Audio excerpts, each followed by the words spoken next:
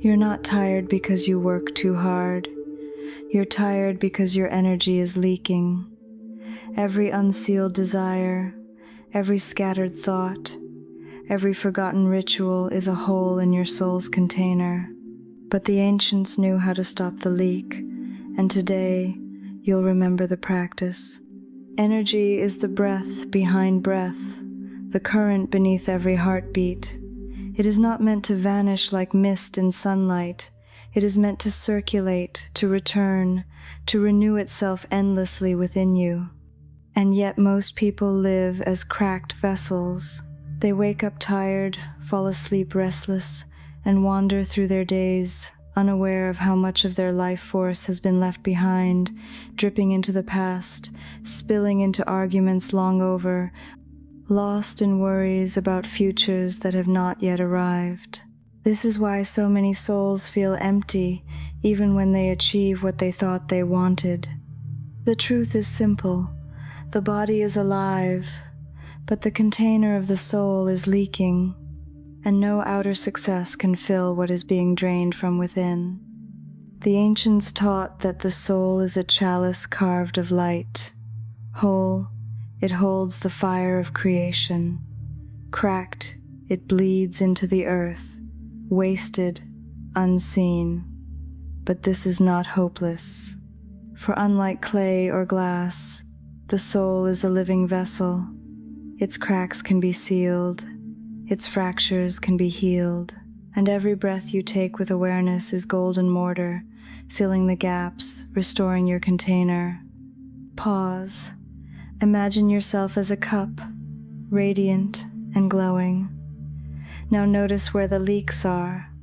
One leak may be your attention scattered endlessly on glowing screens. Another may be your anger tied to someone who no longer walks beside you. Another may be your fear of not being enough, pulling you constantly outward to prove yourself. Each leak drains a part of you. Each one leaves you weary, not because you lack energy, but because your energy is everywhere but here. The practice of sealing begins with recognition, to see clearly where your power escapes. It may be in the way you replay old conversations when you're alone, feeding them with your energy again and again. It may be in the way you try to hold everyone else's burdens, bleeding out life force in the name of saving others while forgetting yourself. It may be in the habits you repeat without question, every small compromise of presence becoming a crack in your vessel. Once you see the leak, you can breathe it closed. The breath is more than air, it is the ancient seal. On the inhale, you draw back what is yours, fragments of light scattered across time. On the exhale, you pour golden resin into the crack, sealing it with awareness, with intention, with remembrance. This is no metaphor. Energy follows awareness, and awareness, guided by breath, is the hand that restores the container. Feel how simple it is. One breath taken with full presence can reclaim more energy than hours of sleep taken in distraction. One exhale can seal a wound that has drained you for years. When practiced daily, this sealing becomes second nature. You no longer allow yourself to fragment. You walk as a chalice overflowing, rather than a vessel leaking. The sealed soul is not withdrawn, it is radiant. Imagine a fire in a hearth. When scattered sparks fly outward, they burn nothing fully. But when the fire is tended, contained, its heat multiplies. It cooks, it warms, it illuminates. Your sealed energy is the same. It is not a withdrawal from life, but a preparation for it. Only when your fire is whole can you create without depletion. There is also a deeper mystery. Sealing energy is not just for survival. It is the first step toward transmutation. When your vessel holds its energy, that energy refines itself. It becomes clarity of vision. It becomes magnetism. It becomes the very force that bends reality toward your intention. This is why the mystics guarded their breath, their rituals, their silence. They knew every leak was not only exhaustion but lost creation. Now imagine this. You are standing in a hall of mirrors, each one showing a fragment of yourself, one trapped in regret, one lost in longing, one pulled into fear. Each fragment glows faintly, waiting to return. With a breath, you call them back. With another, you seal them within your center. Slowly, the mirrors go dark as each piece returns home. You stand taller, brighter, more whole. You feel the vessel of your soul humming again, unbroken, radiant. But the ancients did more than breathe. They sealed themselves with gestures, with rituals.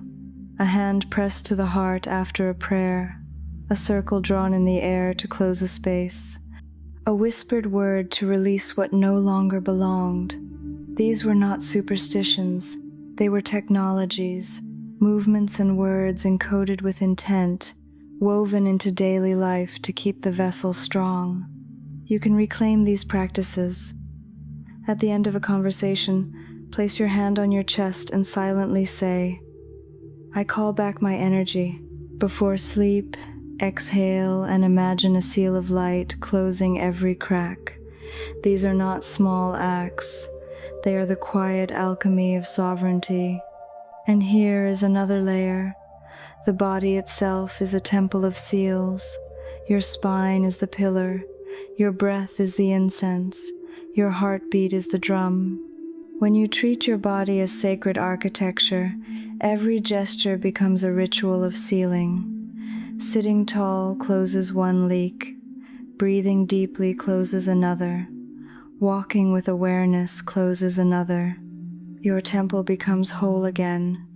This is the gift of remembrance, that you were never meant to live drained, that your exhaustion is not your fate, but a signal, that every breath is a chance to become whole again. And when you walk sealed, life responds differently.